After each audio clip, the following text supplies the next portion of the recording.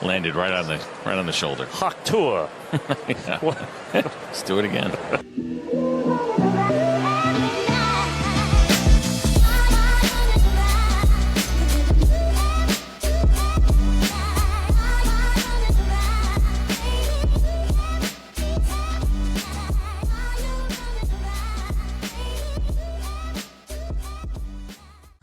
What is up? Welcome back to the Tomahawk Talk Pod.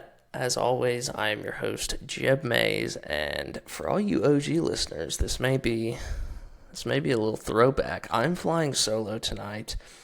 Ben, Ryan, and Jose have left me to fend for myself, which I guess is what I get since I left them to kind of do their own thing last week. So I get it, guys. I get it. This is my punishment. So I fully accept every single punishment that they throw my way. Let's get into it. We're recapping the Dodgers series. This is going to be a quick one, to say the least. There wasn't really much that went on this series that was eventful or even really newsworthy. I mean, the Braves just pretty much got their dicks handed to them in the first two games, and then they finally, this is 3 minutes after the Sunday game I'm recording this, they scratch and claw one out. So we'll get started. I mean, game one, like I said, it wasn't really anything to write home about. I mean, it was a great game. It was a pitcher's duel, really fun. To see Grant Holmes pitch as well as he did. He only allowed 2 runs. Those would be the only 2 runs the Dodgers would score. So the Braves bullpen held the Dodgers to, 3? Yeah, 3 innings of shutout baseball. Grant went 6, only allowed 4 hits, 2 earnings, K'd 9, a career high, and he walked 2. Dylan Lee went an inning, had a K, and Rafael Montero also went an inning, had a K, and Daysbell sprinkled in there in the 8th inning. I mean, like I said, this was a 2-1 game, so there wasn't really much to talk about. I mean, the only scoring that happened was a Will Smith sac fly in the 4th inning, a Mookie Betts homer in the 6th, and then a Matt Olson homer in the 7th, and that would be the only scoring. I didn't get to watch a lot of this, but I know that Grant looked really good. And I mean, he just fooled the Dodgers offense pretty much. I mean, he K'd, who was it, Ohtani, Betts, and Freeman, bam, bam, bam, 1, 2, 3 in the first inning. I mean, after that, that pretty much set the tone for the rest of the game. And, I mean, it was a great game. That's pretty much all I can say. But Atlanta loses that one. It's a little concerning coming off the game in Colorado where, they played a little small ball and then in the last game, that's where the sweep hurt you, is how they didn't get that 3rd game where Sale K'd 10 and the offense just didn't wake up. That's kind of how it was this whole series. The offense just was lackluster and just didn't fucking do anything. I don't know what to expect. I mean, you take 1 out of the 3 this series, and your offense scores a combined, what they fucking score, 7 runs in 3 games. I mean, there's gonna have to be a little bit more consistency with the offense. I mean, you can't go out there and put up 6 runs, 8 runs, and then 1 run, in a series against the Rockies. I expected there to be a little bit of low scoring, but I expected more production. Whatever. Let's jump into game 2. This one had a weather delay until 10:30 at night, and I'm going to be honest, it was about the 4th inning, and I fell the fuck asleep. This team absolutely bored me to death, and it was a good night's sleep because I fell asleep before it got out of hand. So we'll start in the top of the 2nd. I mean, Conforto grounds into that force out. And Will Smith scored, making it 1-0 Dodgers. Bottom of the 2nd, Eli White hits a triple, and Ozzie scores, tying the game up at 1. And then the top of the third, I mean, the Dodgers kind of just went off. I mean, Ohtani homered, Teoscar singled. Was that the... No, that was that really sharp single up the middle. So they ended up scoring 2 runs that inning. And then top of the fourth, I mean, Mookie Betts hits a double. Mookie Betts was pretty good this series. He doubled to left. Shohei scored, making it 4-1. Freddie also singled, bringing in Mookie, making it 5-1. Teoscar then singled, and it just got out of hand there. I mean, after that, Will Smith would single, making it 7-1. And then Ozzie would hit a homer in the bottom of the fourth.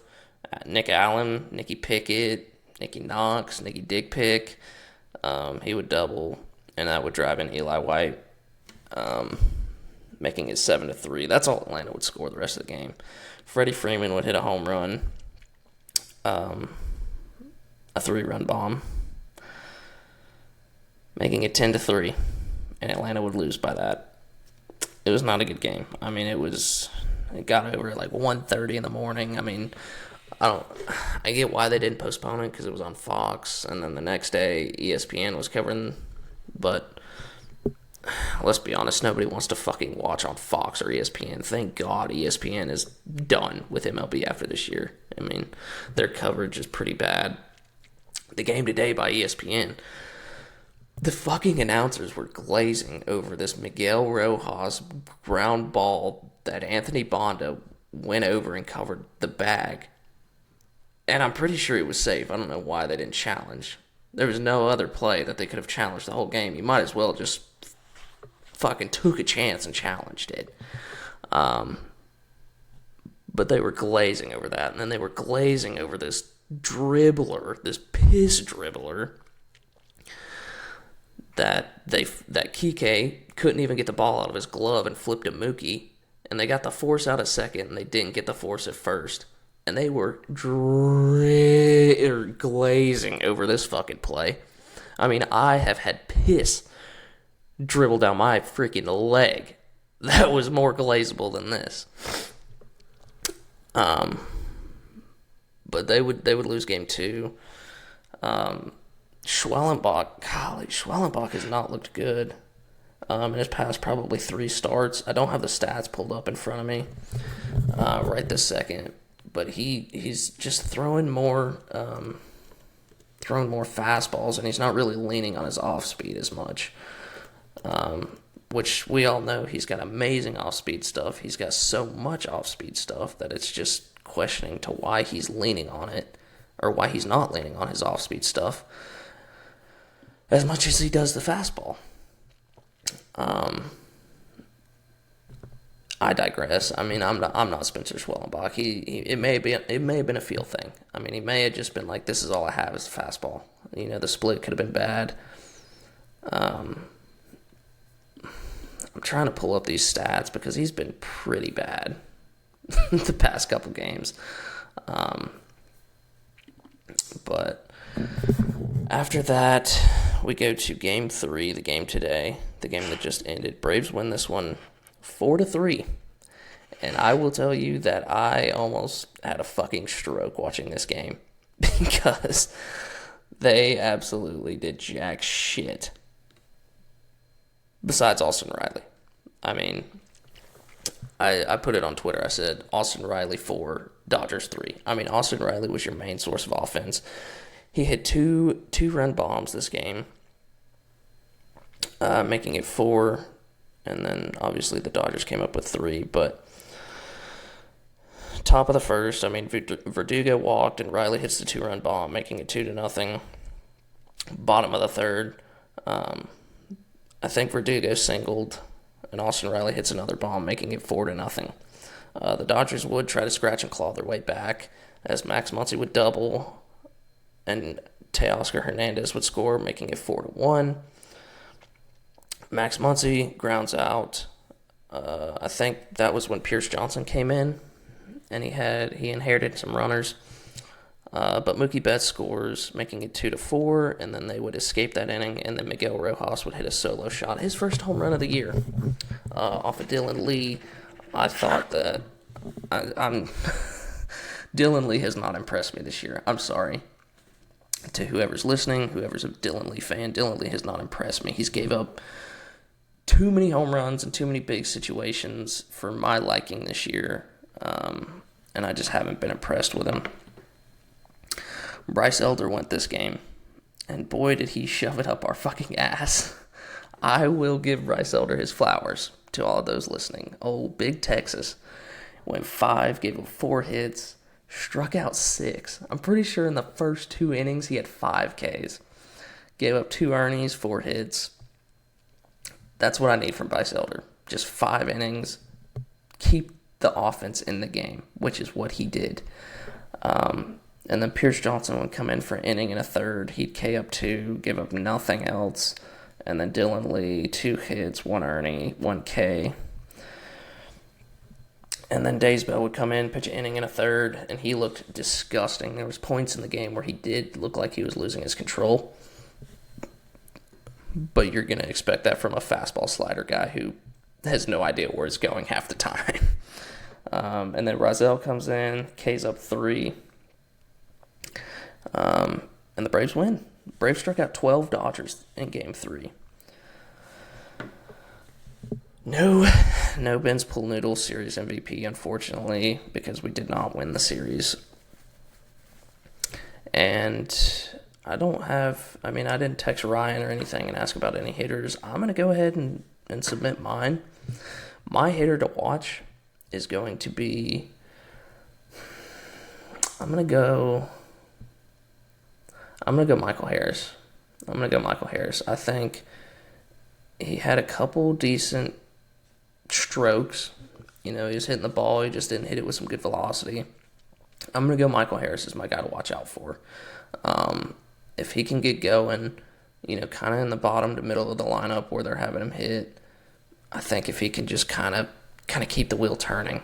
I mean, if you can get some of these guys to just step out of this bullshit slump that they're back in, these mini slumps, whatever you want to call them, you'll finally get back on your winning ways. But yeah, that's my guy, is Michael Harris. So the Braves are going to take on Cincinnati.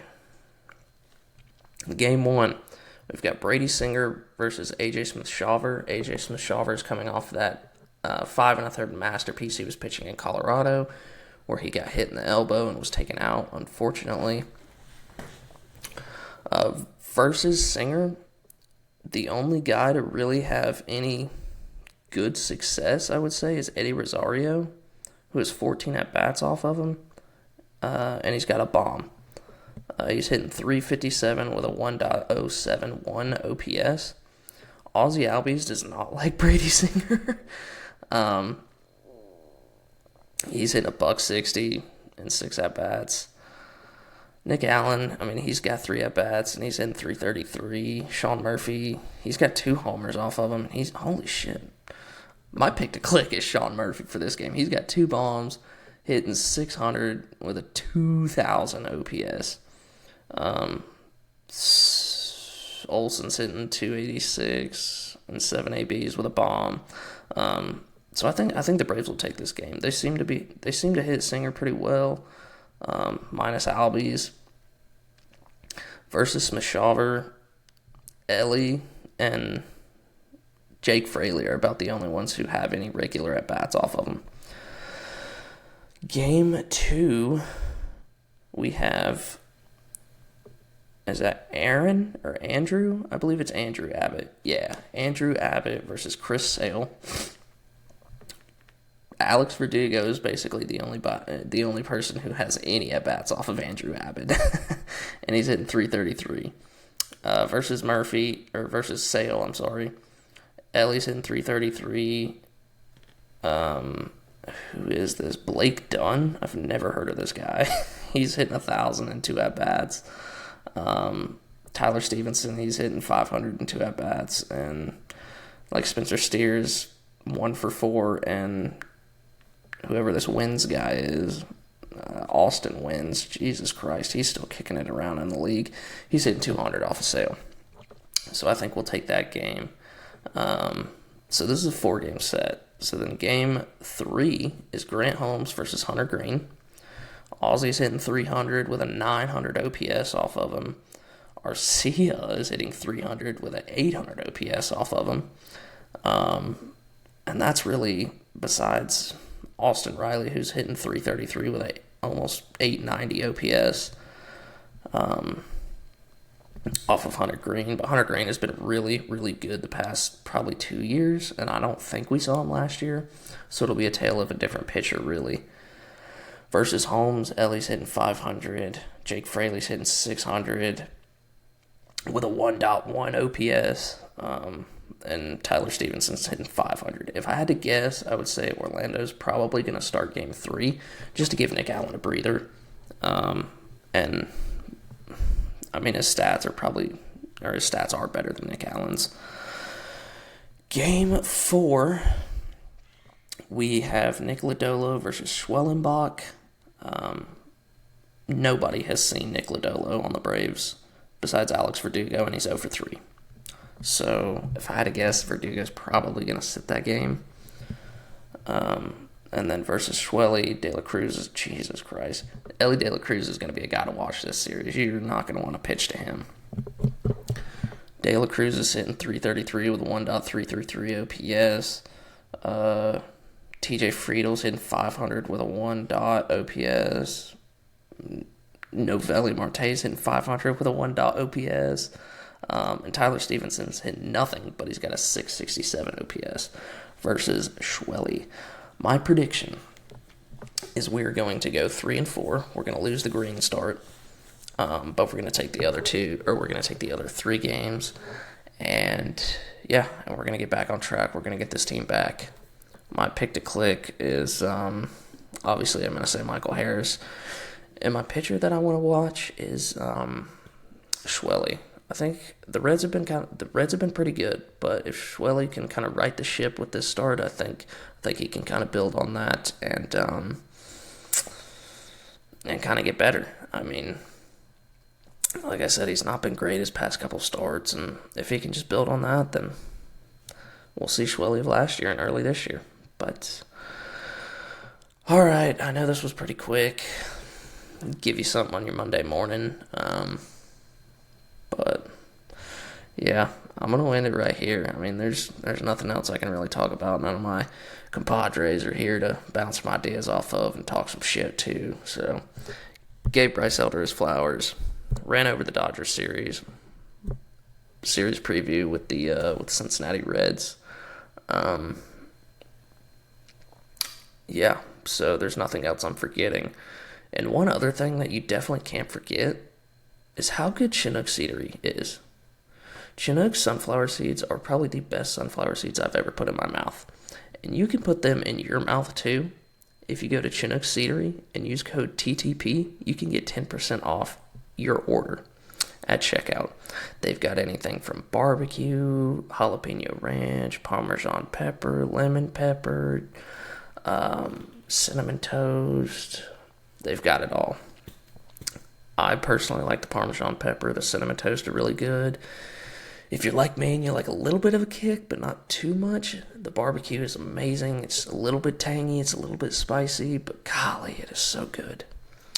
So, all right, well, I'll have everybody back hopefully for the series review of the Reds. But I'll give y'all something to listen to on your Monday at work. A little 20 minutes. But all right, I'll catch y'all on the next one.